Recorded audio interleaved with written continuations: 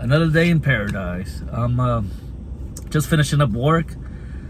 Just tied up a ship, and I'm all done for the night. And decided I'm gonna film a video right before I go to bed. And as promised, I'm gonna go. I want to talk about mass shootings because of the recent mass shooting in Iowa, and really of mass shooting survival tips. Even though there's really no good advice on how to survive one of these tragedies, and in all likelihood, most of us are not going to be a target or a victim of one of these mass shootings. In all likelihood, in all likelihood, we're more likely to die of a heart attack or a car accident or 100 million other ways besides a mass shooting. But I know with it being on the news constantly, it could be on the minds of people that, hey, maybe it could happen to me. So therefore, I wrote down a couple tips, if just to maybe help out if possible, or things that I use in my life. Now, the first tip I put is don't get trapped in your bubble, and basically is just realize that the evil that's all around us, and we tend to forget, just because we don't see crazy things happening around us, that hey, this could never happen to me, and I could never be a victim of a crime. Just because you might live in a really good area, but never forget how evil some people are. You know, they are always just lurking out there, predators, just trying to look for a new victim.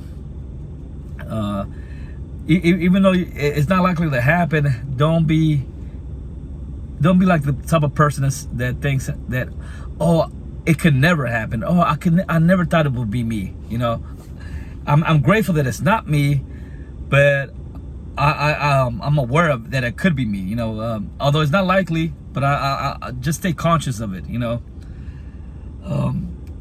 because that brings me to my next tip is fight or flight or freeze. Because a lot of times people think of fight or flight in a situation that you're gonna fight back or run, but there's also freeze. I've seen it happen online and on several instances, is where people, when there's been mass shootings, they don't know how to react and they just freeze. They're in almost like in shock.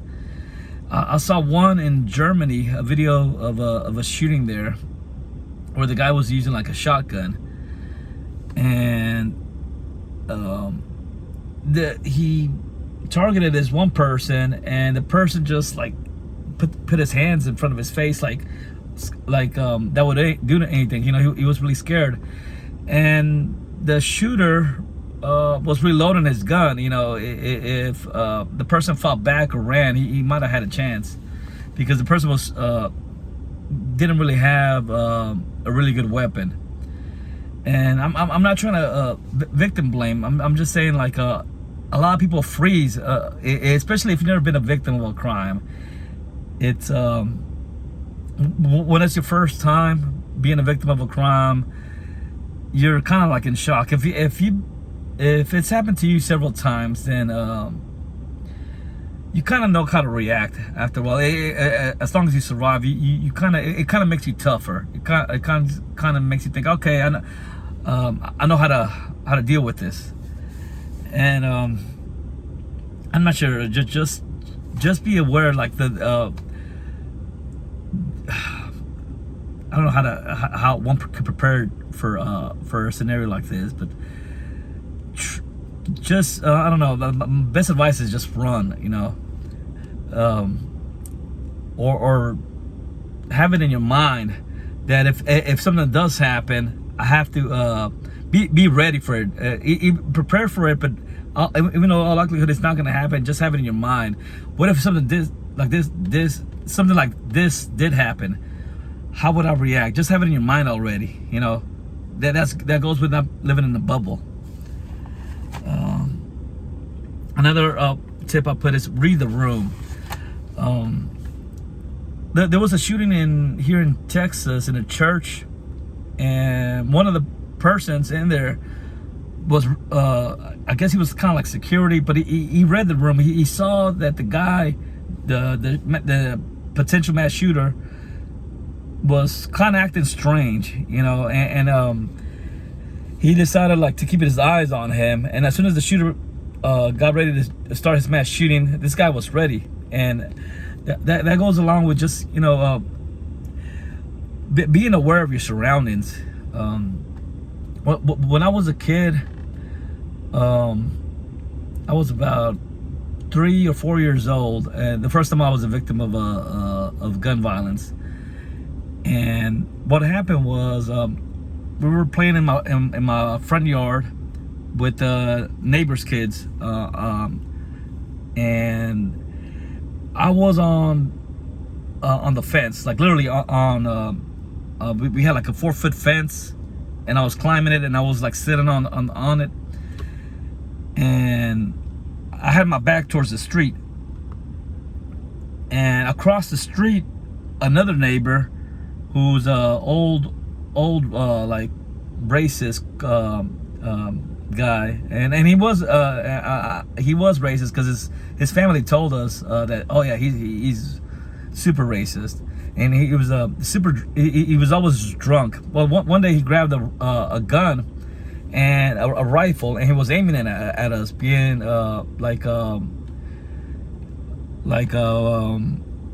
just playing with us, but aiming a gun at us. Anywho, I had my back towards him, and all the kids, I seen everyone run away. And when they ran away, I thought they were running away because they were playing a game with me that they either were playing tag or something. And I was like, you know what? I'm not gonna go chase after y'all. I hopped off the fence and slowly walked into the house. And then they came back in the house through the back door, and they all look at the windows like, hey, where's the guy with the gun? And I'm like, what are y'all talking about? Like, that's why we ran, because the guy has a gun. And I'm like, oh, okay, I thought y'all were playing a game with me or something. And we all look at the window. Yeah, the guy's out there with his rifle drinking a beer. And eventually SWAT came and got him. And luckily, he didn't shoot anyone.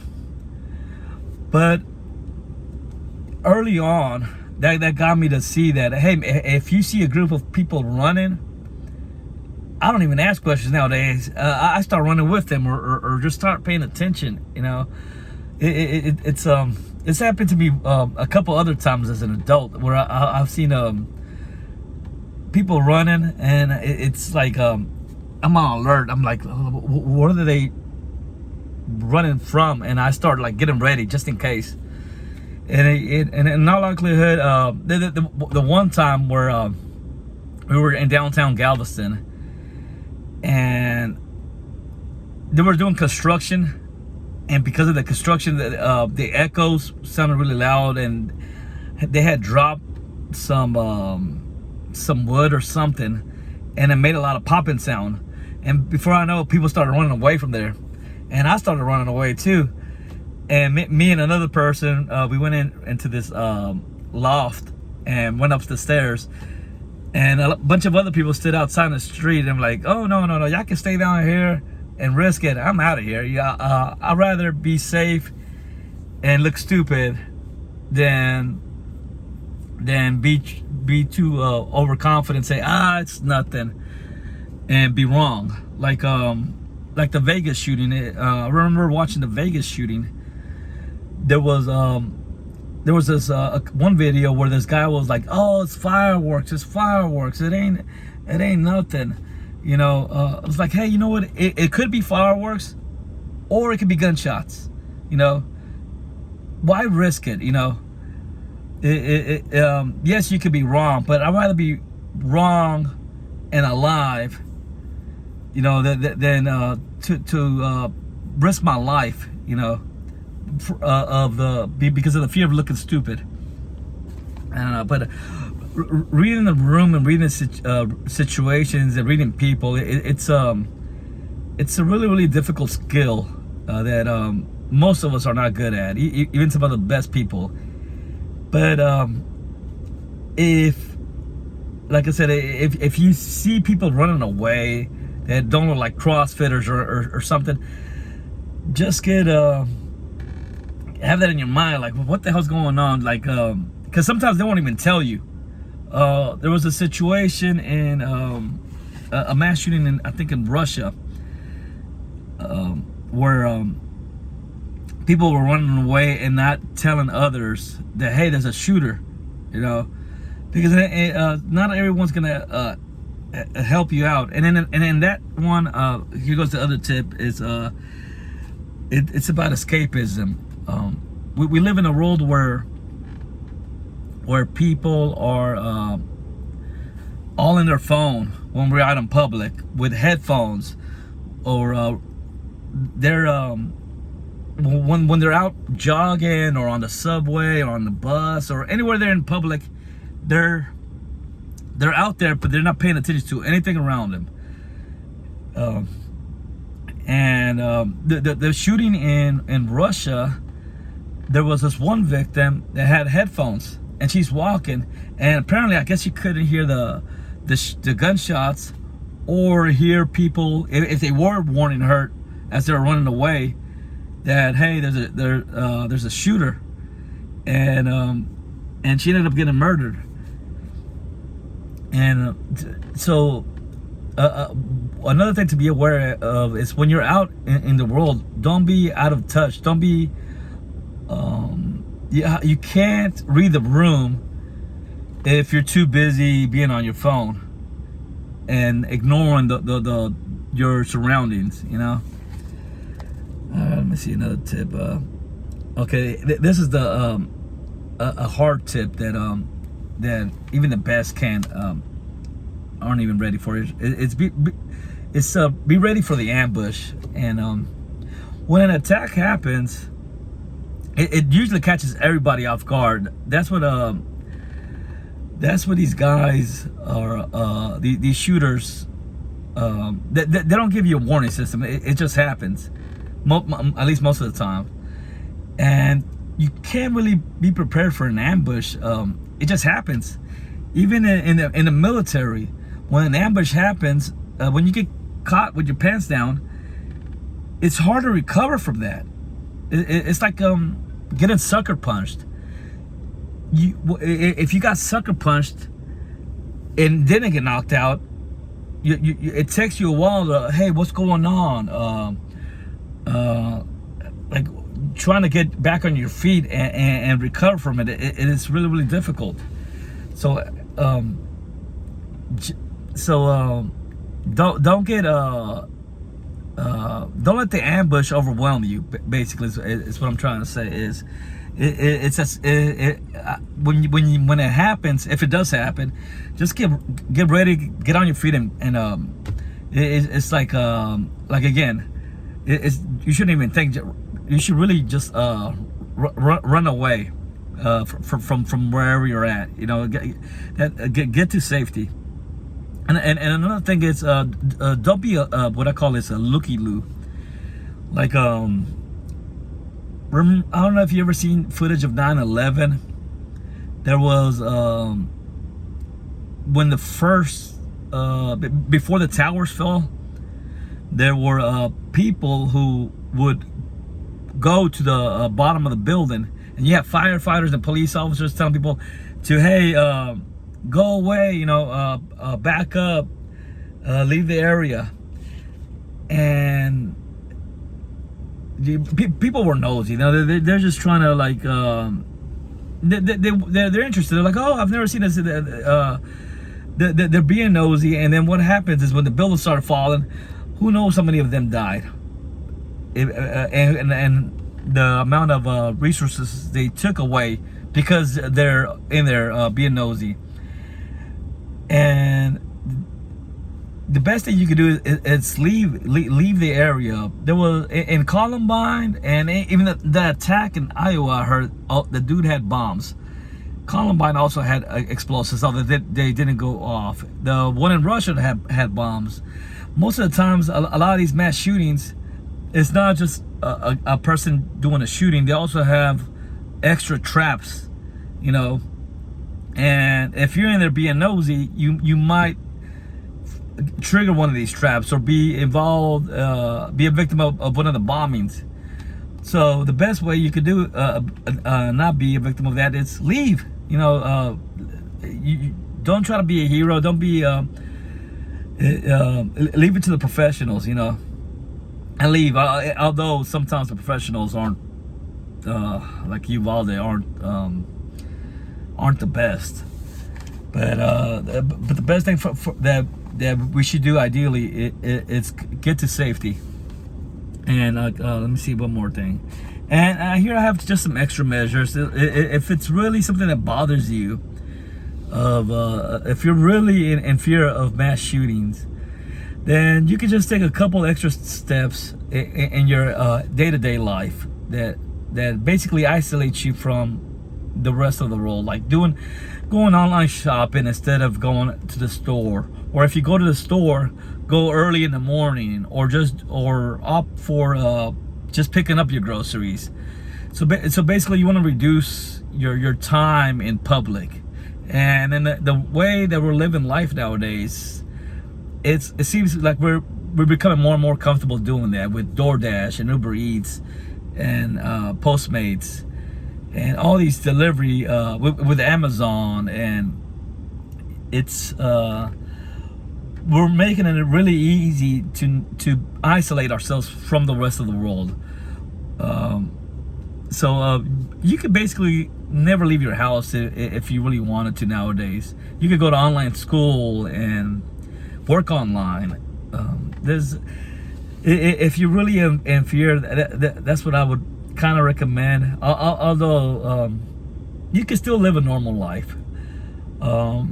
Maybe just go out in times where it's not as crowded, because shooters are always looking for the times where, like in the malls or in the grocery stores, when it's pretty crowded. Early in the morning, it's not going to happen. No shooter's going to do a mass shooting at 5 in the morning, you know, or 5 or 6 in the morning when the stores barely open up and there's maybe like a handful of people.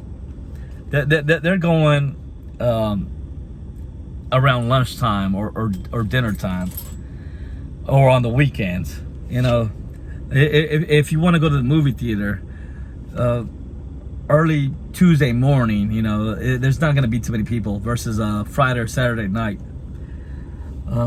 Just little tips like that. Yeah, like I said, you can still go out and about. Just pick different times where it's not as crowded. Or also do private school, like or if for your children, private schools are almost less likely to have mass shootings, I think, because they have a smaller population of kids, and also they have more security, depending on the type of private school. If it's a real private school where it costs a lot of money, like not just a private school that's like by a church or something. One of these private schools that are like where the ultra wealthy go, where like a senator kids go, or celebrity kids. Those are really, really well protected schools. So and although for the common man, we can't really afford those, but just if you could, that's another idea. But like I said, in all likelihood, we're not gonna be. Most of us are not gonna be a victim of a mass shooting. But we're likely to die in so many other ways than being a victim of one of these attacks. I live, like I said, here in Galveston, and we're 10-15 minutes away from Santa Fe, where there was a mass shooting. There was a sort of like a mass shooting here during Lone Star Biker Rally, but that was kind of gang related. The guy was kind of targeting a specific people, but I don't ever think that it's gonna happen. But I am ready for it if it does. My plan is to always just leave, and I'm always reading the room, reading the situation, being alert, looking at people, just seeing if something's off, and also just being alert of what's going on in the news, because sometimes that's also helpful. Like me, with my beard and my long hair, I kind of look Middle Eastern. People sometimes think I'm Muslim or Arab, and if there's something going on in the news where there's a bunch of let's say crimes towards Arab-looking people, I'll be more alert when I go out. Hey, you know what? Someone might mistake me and target me for this. So just be aware of what's going on in the news when you go out and about. If there's people attacking a certain group of people, and you fit that group of people, whatever that group is, whether it could be Jewish or I don't know, gay, or maybe they're going after who knows, but if you're in a group that is being targeted currently, just being on alert when you're out and about, just to be more ready. Yeah, so that's about it. Like the biggest thing is just don't get in shock. And I'm kind of grateful for my upbringing, that I came from, that was able to survive several confrontations with gun violence, because now it doesn't even I'm not in shock. If I were to be robbed or have a gun pointed at me, or it's happened so many times that I kind of know what I need to do. I'll give you one more example of when I was in Afghanistan. My very first day in country, I got blown up. 1.7 millimeter rocket flew onto the base just over my head. It hit a little shack about 20 meters next to me, and I didn't know what to do. I was in shock. I hit the ground. I dropped my weapon, and I didn't have any ammo, because we just got into country, and we flew with no ammo. So we were outside my company headquarters, waiting to get ammo. That's when we were out hanging out, and so I dropped it, and the alarms started going off, and I didn't know what to do, because this is my first time getting attacked, first day in country, and everyone's like looking at each other like, what are we doing? I'm like, I don't know. And then a platoon Sergeant Blackburn was like, hey, get to the bunker. So we started running around. I don't know where anything's at, just running around in circles. And I'm like, crap, I left my rifle. I gotta go back. And he goes, just forget it, we'll get it later. And I just looked at like an idiot. And then after that, I would say it took me a couple of months of constantly getting attacked, to the point where it was just like another day at work. It wasn't nothing, towards the end, we were getting hit with rockets 4 times a day, and most of us just didn't even care. Like, if it hits me, it hits me, or whatever. We weren't even fazed by it anymore. We wouldn't even run. We wouldn't even duck for cover. We were just like, whatever, God almost desensitized. I can't say that word. Desensitized, whatever. Yeah, it kind of made us tougher, and so growing up in the streets kind of made me tougher towards gun violence, and to the point where if it does happen, I know I'll probably and most likely be ready to not freeze, to bounce. I'm gonna be 10 miles away by the time it's over. And yeah, so that's the best advice I could give out to this. Maybe I could I'll polish this up, and I'll try to come up with some better advice. But I was just wanted to put this out because of this last mass shooting, and maybe put some people at ease. All right, YouTube. Well, I'm not sure what tomorrow's video is gonna be about. Actually, yes. I was thinking about making a video about being humble, because I saw some Reddit videos about people who've never been humbled, and the results of not being humbled. So I'll make a video about that tomorrow. And also, I want to show you these. Look at these giant freaking windmill blades. These things are huge. And over there, right in front of me, it's a ship, and we got a bunch of divers out there. They're working on underneath the ship, and they have a bunch of scuba divers out down there right now. Probably doing some welding. Yeah, so I'll do that tomorrow. And damn, this is a really long video.